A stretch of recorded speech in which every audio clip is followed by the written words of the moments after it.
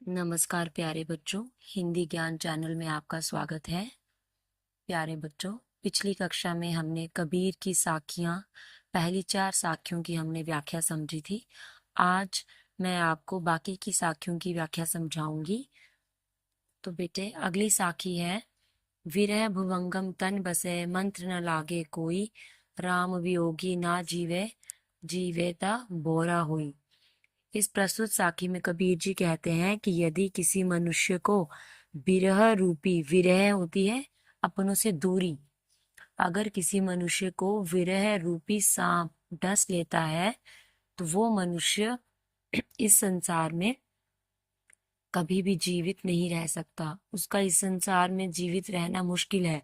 अगर हम अपनों से बिछड़ जाते हैं तो अपने से बिछड़ने का जो विरह रूपी सांप है, अगर वो हमारे हृदय में घर कर लेता है तो हम उस मनुष्य के बिना, अपने उस प्रियजनों के बिना हम जीवित नहीं रह सकते। ठीक उसी प्रकार से कबीर जी कहते हैं कि इस संसार में वो मनुष्य जिसको ईश्वर की सच्ची लगन लगी है, ईश्वर की भक्ति का ज्ञान है, अगर उसकी अंतरात्मा ईश्वर से दूर हो जाती है तो वो मनुष्य इस संसार में जीवित नहीं रह सकता। वो मनुष्य जीवित तो रहेगा लेकिन वो पागल हो जाएगा, उसकी स्थिति जो है वो पागलों के जैसी हो जाएगी। अगली साखी में कबीर जी कहते हैं, निंदक नेड़ा राखिए आंगिन कुटी बंधाई, बिन पानी साबुन बिना निर्मल करे सुभाई।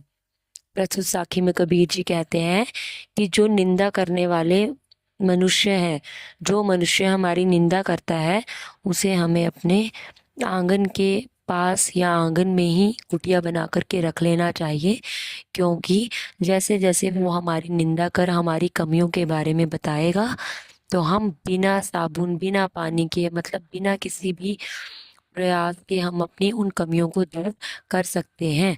जिस प्रकार हम अपने शरीर को स्वस्थ और साफ करने के लिए, स्वच्छ करने के लिए हम जल और साबुन का प्रयोग करते हैं, ठीक उसी प्रकार से कबीर दास जी कहते हैं कि यदि हम निंदक को अपने आसपास रखेंगे तो निंदक हमारे में जो कमियां निकालेगा, हम उन कमियों के माध्यम से, कमियां सुनने के माध्यम से हम क्या करेंगे, अपने आप को हम बिल्कुल कमियों से रहित, कमियों के बिना हम अपने आप को बना लेंगे।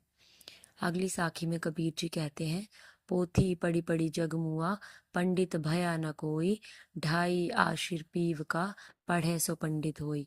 प्रस्तुत साखी में कबीर जी कहते हैं कि कितने ऐसे मनुष्य हुए जो बड़ी बड़ी पोथियां पढ़ करके मृत्यु को प्राप्त हो गए, किंतु वो एक अच्छे विद्वान, अच्छे ज्ञानी नहीं बन पाए। कबीर जी के अनुसार एक अच्छा विद्वान या एक अच्छा ज्ञानी मनुष्य तभी बन पाता है जब उसको ईश्वर भक्ति का ज्ञान होगा। अगर संसार में कोई भी मनुष्य ईश्वर रूपी भक्ति या फिर प्रेम रूपी अक्षर का जिसको बोध हो जाएगा, वही मनुष्य इस संसार में ज्ञानी है। केवल पोथियां पढ़ लेने से या बड़े बड़े ग्रंथ पढ़ लेने से कोई भी मनुष्य पंडित या विद्वान नहीं बनता, जब तक उसको ईश्वर रूपी भक्ति या प्रेम रूपी भक्ति का उसको ज्ञान नहीं होगा। अगली साखी है, हम घर जालिया आपना, लिया मुराड़ा हाथी, अब घर जालो तास का, जय चले हमारे साथी। प्यारे बच्चों, यहाँ पर कबीर जी कह रहे हैं कि मैंने अपना घर जला दिया है। अपना घर कौन सा बेटे?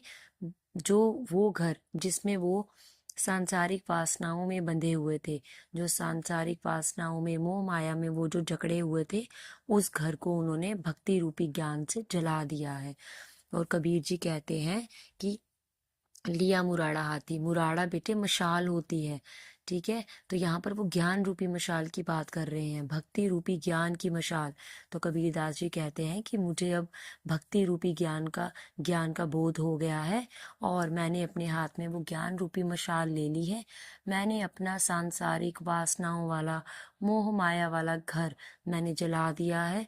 अब मैं आपका भी घर जलाने को तैयार हूँ, लेकिन जो मेरे साथ ईश्वर के रास्ते पर, भक्ति रूपी मार्ग पर चलना चाहता है, तो मैं वो भक्ति रूपी मशाल से ऐसे मनुष्यों का, मतलब आप लोगों का, वो सांसारिक वासनाओं वाला घर जलाने के लिए तैयार हूँ। तो प्यारे बच्चों, ये आपकी साखियां थी जिनकी सप्रसंग व्याख्या हमने कर ली। तो मिलते हैं अगली कक्षा के लिए। तब तक के लिए धन्यवाद। अगर आपको व्याख्या अच्छी लगी हो तो आप लाइक और सब्सक्राइब ज़रूर करें। धन्यवाद।